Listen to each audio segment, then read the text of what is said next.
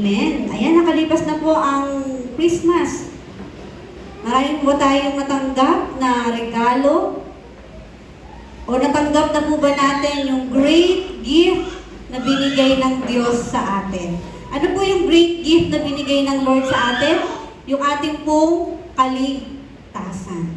No? Last Sunday, ang ating pong pinag-aralan ay patungkol sa panalangin at kagalingan. No? Kapag po tayo ay nakakarinig ng salita ng Diyos, agad-agad susubukin tayo yung pananampalataya natin. Pero ngayon po, nais kong ibahagi na si Kristo ay nasa atin.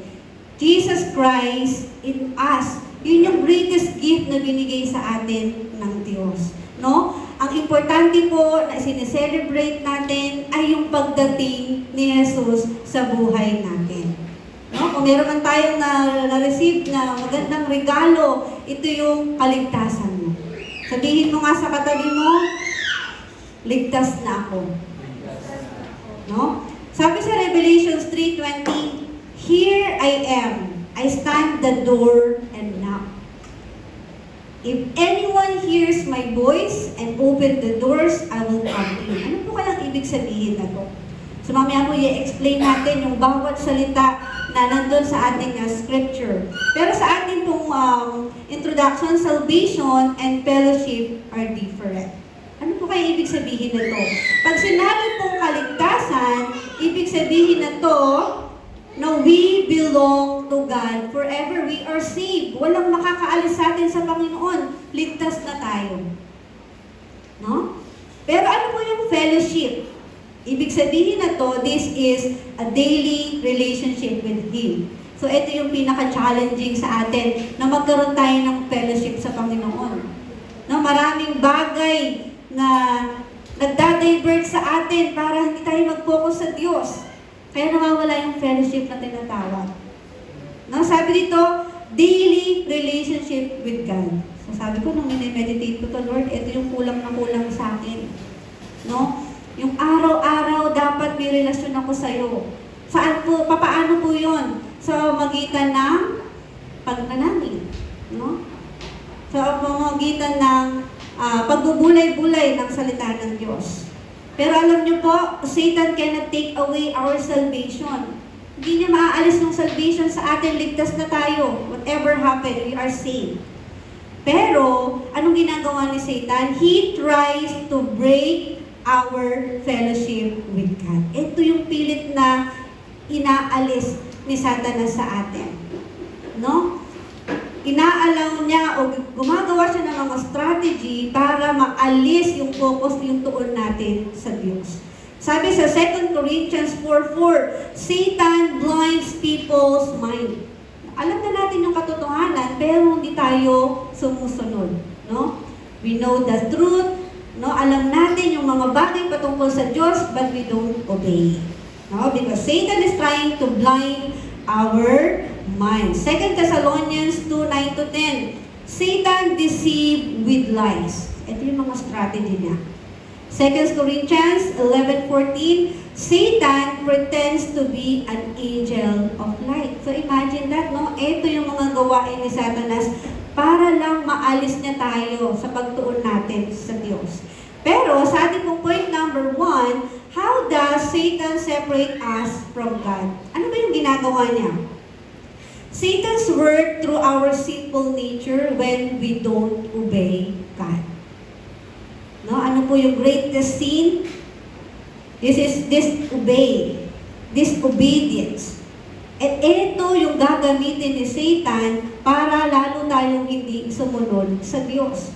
No? Romans 7:18, we know God's will, but we don't obey.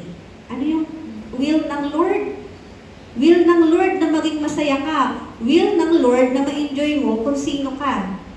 No? Evil thought come from within. No? Kaya nga, even sabi sa Biblia, guard your heart, guard your mind. Kasi Satan will use your mind, your thought to distract you. And then, ano pang ginagawa ni Satan? We stop abiding in Christ. Ito na yung mangyayari sa atin. And we follow the flesh instead of the Spirit. po yung Holy Spirit mag-work sa atin? Point number 2. Now, we experience the Holy Spirit when we let Jesus live and rule in us daily. So, hindi lang basta Sunday. No, hindi lang po basta sa araw ng linggo, nahahayaan lang natin na si Jesus kumilos sa atin. Mag-rule over sa atin. Ang sabi dito, the Holy Spirit work daily, araw-araw. Kaya sabi doon, walang patid na manalangin, dapat yun yung gagawin natin, pero we fail to do that. No, alalahanin po natin, now the Holy Spirit works when we believe and receive Jesus. Kapag anak ka na ng Diyos, the Holy Spirit will work. Kaya nga sabi, no, asa atin na si Jesus. It is the Holy Spirit, John 1:12. And then, abide in Him daily. Bakit daily? Lagi-lagi sa atin nire-remind na araw-araw mag-abide tayo sa Panginoon. John 14:21, obey Him and He reveals Himself. So, meron dapat tayong action. Meron po tayong gagawin to reveal yung answer, to reveal yung sagot ng Lord sa atin. And then, 2 Corinthians 5:17, live as a new creation. Hindi na tayo yung dating tayo. We are a different now, no? Tayo na ay anak ng Diyos from darkness to light. Die to self and live for Christ alone. Galatians 2:20. The Holy Spirit will work now when we confess our sin and receive forgiveness. But do not love the world or self, but abide in the Lord. And then, offer your life to God in obedience. Dapat po may pagsunod. Hindi lang, Lord, ito na yung buhay ko, ligtas naman na ako, no? Meron tayong requirements na gagawin. Dapat po tayong sumunod sa Diyos. Follow Jesus fully. No? The Holy Spirit works in us kapag alam natin, kilala natin yung Diyos personally. Sino ba yung Diyos? No, isulat nyo nga po sa inyong note, then sagutin nyo ng sarili, sino ba yung Diyos para sa akin? No, then po yung maging prayer topic nyo, si Lord pala siya yung Savior, si Lord pala siya yung kikilos sa akin through the Holy Spirit. Then, ipag-pray po natin every day. And then, the Holy Spirit make us good choices. Binibigyan niya tayo, tinuturuan niya tayo, ginaguide tayo, binibigyan tayo ng wisdom ng Holy Spirit. And then, grow stronger in faith. Now, when we do prayer, when we meditate the Word of God, yung pananampalataya natin lalago. And then, we say no to sin. Iiwas na. Aalisin na tayo sa paggawa ng kasalanan. Now, when we abide in the Lord, Christ lives in me. When Jesus lives in us, He meets our needs. No? Kaya kung ikaw empty ka ngayon, kung ikaw marami kang worries, isasatisfy tayo ng Lord. Now, when we abide in the Lord. And then, if we have anxiety, no? Si Lord yung magbibigay sa atin ng true joy. Full joy, sabi ng Panginoon. John 15:11. And then, when we are weak, sabi sa Philippians 4:13, ano sabi sa Philippians 4:13, Mira? I can do all things through Him who gives me strength. Now, if you are weak, the Lord is our strength. So this time, if we feel weak, remember Philippians 4:13. And then failure is not the end. If we fail, kung nakapag-commit man tayo ng mga hindi maganda, it's not the end of our life. Sabi sa Matthew 9:23, nothing is impossible with faith. Yung pananampalataya natin. Kaya napaka-importante, sino ba si Christ sa buhay natin? Balikan natin yung ating scripture. Revelations 3:20. Pag binasa natin yung passage mula Revelations 3:14-22 is all about the church of, how do you pronounce this? Laodicea, no? So early Christian church. No, pinakita doon sa Revelation na yung church na to ay mayaman, very comfortable life. No, kilala sila sa magagandang successful, no? Magagandang kasuotan. They are known in medical knowledge, especially sa eyes ointment na itong church na to. Pero sabi ni Jesus, no, sila ay spiritually poor. Sila ay spiritually naked, blind, sabi ni Jesus. Even though they look like successful or they felt like they are successful, they are spiritually blind. Bakit po? Sinabi ng Diyos diyan, pag binasa natin, no? You are lukewarm. Pag sinabing maligam-gam, hindi sila mainit, hindi sila malamig, sila ay maligam-gam. Ano po ibig sabihin nun? No?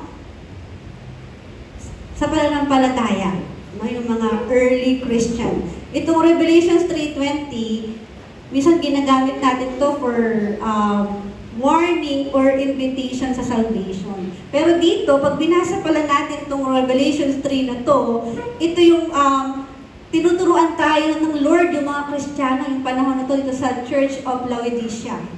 Dahil yung mga tao inside the church, no, ang daming activities, ang daming mga bagay na ginagawa, pero hindi na si Christ yung center. No, they are self-satisfied. Complacent na sila yung mga tao dito, yung mga Kristiyano dito. Pero sabi ng Diyos, no, bakit sabi dun na Jesus is outside and knocking? Sabi sa Revelation 3:20. No, sabi ng Panginoon, kumakatok ako sa pintuan ng inyong puso. Yung puso natin, it represents your heart. Nais ng Panginoon i-restore yung closeness. Nais ng Panginoon na i-restore ka. Ligtas ka na, pero nais ng Lord na ibalik tayo dun sa fellowship. Pag kumatok yung Diyos, may requirements tayong gagawin. Nais ng Diyos na mag-respond ka. If anyone hears my voice, pag sinabing, bakit hindi sinabi ng Lord na if everyone, bakit sinabi niya anyone? Kasi yung tayo po, no, very complacent na tayo eh. Parang okay na, ligtas naman ako, nakakapag-church naman ako. Pero this time, the Lord is knocking to your heart. Nawa, hindi lang tayo makampante na nakakapag-church, nakakapag-pray. No, kailangan mag-respond tayo sa Lord. Kailangan pala sumagot tayo sa tanong, sa pagkatok ng Lord sa atin. Sa dami-dami ng tao dun sa church na yun, na very comfortable lang yung mga tao, may isa doon na magre-respond sa Lord. So, nawa ikaw yun. Nawa ako yun, yung mag-respond sa Lord. Kaya yung pananampalataya natin, it's personal. No, hindi siya within the church, hindi siya within the community. Your faith is personal. Yung pananampalataya natin. I will come in and eat with them. No? So, early time, yung pagkain ng sama-sama, it represents friendship. It represents fellowship, kaya we eat together. It represents acceptance. No? Kaya tayo tinuturuan ng Lord. Sabi niya, if I will come in and eat with them. Sa scripture na yon, tinuturuan din tayo ng Lord magpatawad. Tinuturuan din tayo ng Lord na ma-restore yung closeness natin sa isa't isa. Pero una-una sa Diyos. And then yung relationship natin, ongoing relationship sa Diyos. Kaya po yung Revelations 3:20 is an invitation ng Panginoon sa atin. No, kapag ka po we are spiritually complacent, it push us away from God. Nakala natin, okay lang pala. But time will come, malayo na tayo sa Diyos. No, but still, isik natin palagi yung Panginoon kahit ang hirap. Sabi nga, the more na mas mahirap manalangin, dapat manalangin. The more na mas mahirap mag-meditate, pilitin natin mag-meditate. Now, renewal start with listening and opening up again. Kaya this time po, the Lord is knocking to your heart. Jesus is knocking at the door of your heart. No? Ngayon, magbabagong taon na naman.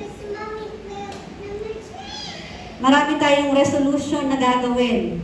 But bakit po hindi yung resolution ang gawin natin is open our door. Door ng panalangin, door ng meditation. No, buksan natin yung door ng Panginoon. No, yung door, papasukin yung Panginoon sa buhay natin. Hindi yung resolution na, Lord, sana yumaman ako ngayong 2026. Lord, sana ganito. So nawa po, ang unahin natin yung relationship natin sa Panginoon lumago this coming 2026. Title po natin, Jesus Christ in me.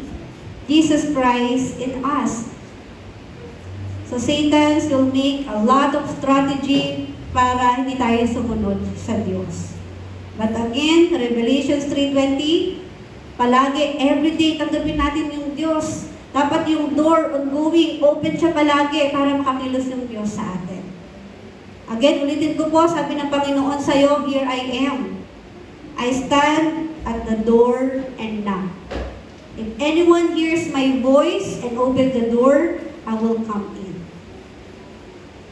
So nawa tayo yung anyone na yun. Ikaw yun, yung magpapapasok sa Lord.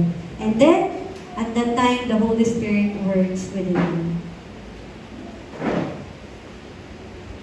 So nawa po, this 2026, may we renew our mind, may we pray a lot, lalo sa church natin, sa ating mga leaders, may we hold on to the covenant, to the gospel fully, daily. And then, pag-ingatan natin yung mga answered prayer na natanggap natin ating mga kabataan. No? And then the restoration is ongoing. Nangyayari na po yung restoration sa church natin. It just so happen na tayo, sometimes we are very complacent.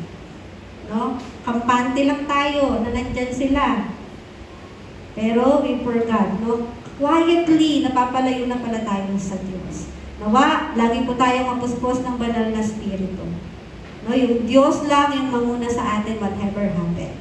So pinagpapala ko po kayo sa pangalan ni Jesus. Nawa, maranasan natin yung pagkilos ng Diyos sa atin. Tayo po'y manalangin. Lord, salamat sa kabutihan mo, Panginoon. Salamat dahil binigyan mo kami ng reminder na kami ay napapalayo na sa iyo, Panginoon. Maraming bagay na nakapokus kami, especially sa physical na bagay. And this is holiday season, Panginoon. Mas nauuna namin yung mga personal needs namin. But again, kung hayaan na gamitin to ni Satanas para hindi kami magtuon. Lord, we're praying for Reverend Angeles Emmanuel Church na kami, Panginoon, yung church na nakatuon sa iyo. Church na tatanggap ng kasagutan sa panalangin. Na hindi kami maging kampante sa mga nakikita namin, sa mga nararanasan namin, sa mga meron kami, Panginoon. But Lord, mas lalo kami magkaroon ng eagerness, ng puso na sinasaliksik ng buhay na kinikilala yung Panginoon araw-araw. Lord, patawarin niyo kami sa mga pagkukulang namin. Patawarin niyo kami, Panginoon, dahil kami ay matigas, Panginoon. At nawa, Panginoon, ikaw ay patuloy na mag-comfort sa amin in times of weakness, kahinaan, Panginoon, in times na marami kaming sitwasyon, Panginoon, ikaw lang yung maging sandigan namin. Lord, dalangin po namin na kami ay magkaroon ng spiritual victory, magkaroon kami ng power to overcome Satan, magkaroon kami ng enjoyment, Panginoon, na si Jesus lang yung nasa amin. Lord, this coming 2026, renew us, Panginoon. Guard our heart, guard our mind, Panginoon, na hindi kami madaya ni Satanas. Tulungan niyo po kami na mamuhay ayon sa iyong kalooban, Panginoon. At nawa, maranasan namin si Kristo, maranasan namin yung identity na binigay niyo po sa amin bilang isang anak ng Diyos. Salamat po, binabalik po namin ang papurit pa salamat sa tanging pangalan ni Jesus. Tayo po lahat, ay sabi na, Amen.